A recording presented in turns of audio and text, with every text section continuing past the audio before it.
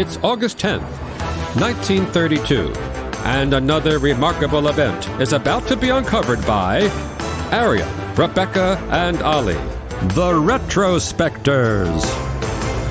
So it was on this day in 1932 that one of Hollywood's biggest stars passed away peacefully in his California home. Radio stations around the country interrupted programming to announce his death and then broadcast an hour-long tribute to him. And this star, this veteran of 27 Tinseltown films, was tragically young, only 13 years old.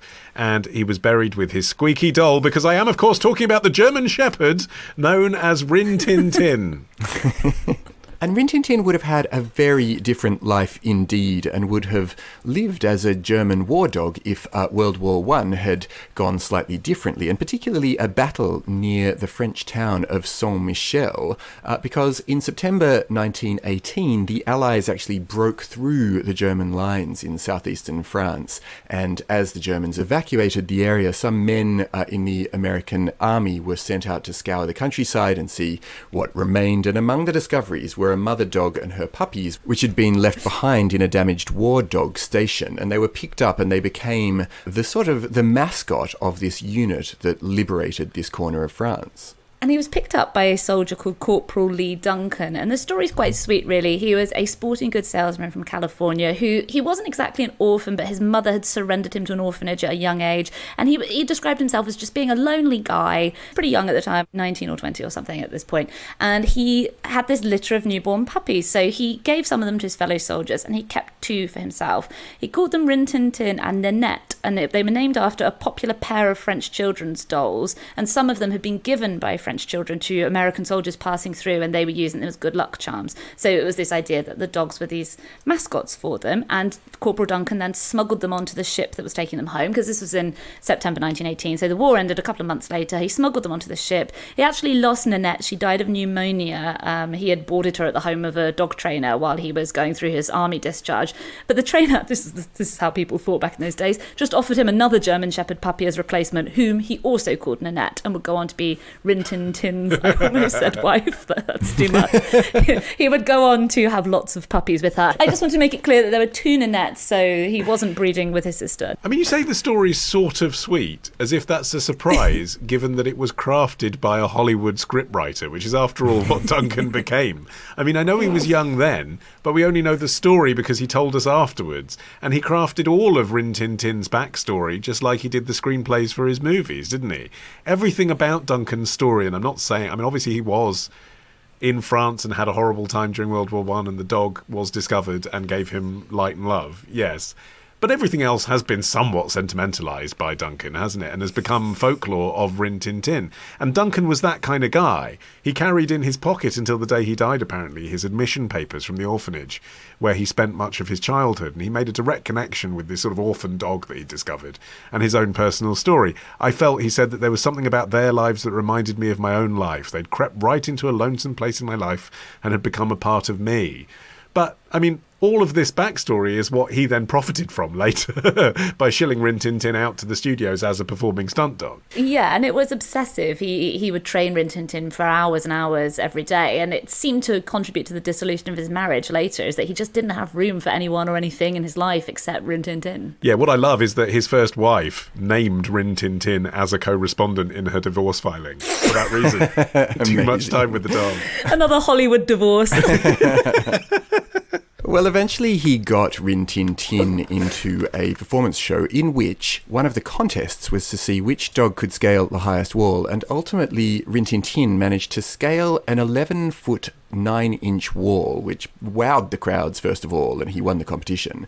But also one of Duncan's friends had actually purchased a new slow-motion camera, which he brought along just to test it out, and he filmed this feat that then came to be the proof that Duncan could offer when he was taking Rin Tin Tin around with him to show what his dog was capable of. He began pitching it around to studios, especially when this other dog named Strongheart became a star in the silent movie movies. Yeah, it's strange, but this wasn't the first major dog screen star, and it wasn't even the first major German Shepherd screen star. I mean, they're probably the breed with one of the less cuddly images, which makes it even weirder that the first two major dog film stars were both German Shepherds. And Strongheart, there were a lot of parallels. Strongheart was also a war hero. He was a German Red Cross dog whose owner had sent him to a friend in the US after the war. And like many a Hollywood star, he had to change his ethnic birth name. He was known as Etzel von Oeringen, and that was traded in for the more screen-friendly Strongheart. He died in 1929 at the age of 11. He had been burnt by a studio light while filming a scene, and the wound became infected. And of course, that left the stage open for another German Shepherd to take his place. Yeah, these were the early days of filmmaking where it was common for unknown actors or writers or directors to literally walk, or dogs, to walk or be walked door to door along Gower Street in Hollywood, which was known affectionately as Poverty Row, and that was where some of the smaller studios had their offices, and you could just knock on the door and say, hey, I've got either this star or this treatment that I'd like you to have a look at. And Duncan, alongside Rin Tin Tin, made enough of an impression that he at the very least lodged himself in the mind of a producer, and when a director who was struggling to get a good performance out of a wolf in a film called The Man from Hell's River, Duncan got a call because they were like, we can probably have this Rin Tin Tin dog play the role of a wolf. And Rin Tin Tin had his face smudged with dirt to hide his German Shepherd markings, and from that point, a star was born. But on the back of his success in that picture, Duncan was able to hawk around scripts starring Rin Tin Tin. And the first was Where the North Begins, which was his breakout role that really pushed him to the front ranks of the German Shepherds in Hollywood. And it wasn't because of the stunt work, although obviously he could do that.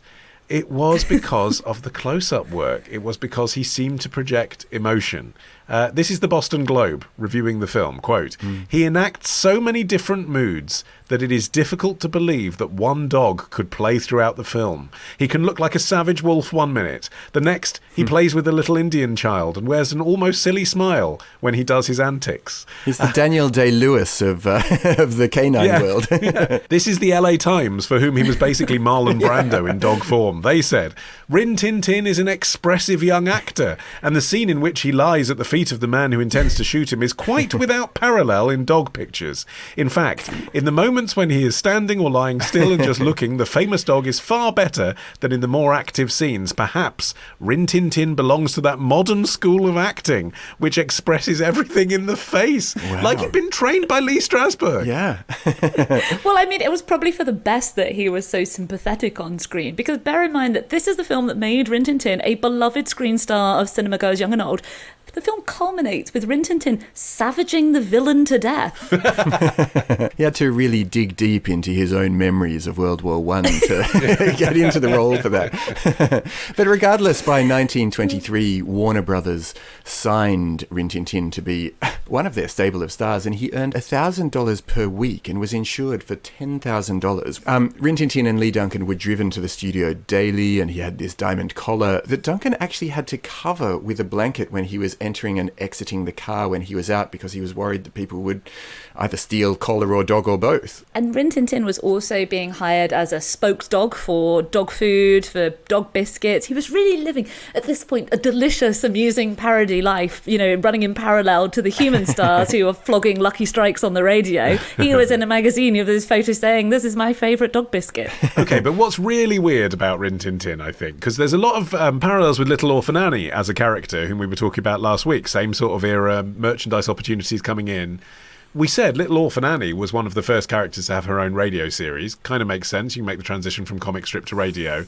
Rin Tin Tin is a dog. Like, it's a very visual thing. How did he have a radio series? How would you even know you were listening to Rin Tin Tin? And presumably there was... Yeah, exactly. I mean... What? I mean, it was really popular as well. I just cannot get my head around that. That was a moment of high drama I just did, by the way. I'm sure you knew exactly what I was doing. I was very moved. Yeah. I mean, this was an era when one of the most popular radio shows was a ventriloquist act. So anything was possible in the 1930s. Apparently, Rin Tin Tin would occasionally lend his own voice to the radio serial, although the majority of sound effects were supposedly provided by a voiceover artist named Bob Barker, which is almost certainly too good to be true. Yeah, that's amazing. Let's not look into it. tomorrow. You had to use your hips, your knees, and your elbows to try and get it through the hoop. That sounds fun. And not be put to death if you failed. Love the show? Support the show. Patreon.com/retrospectors. Part of the Acast Creator Network.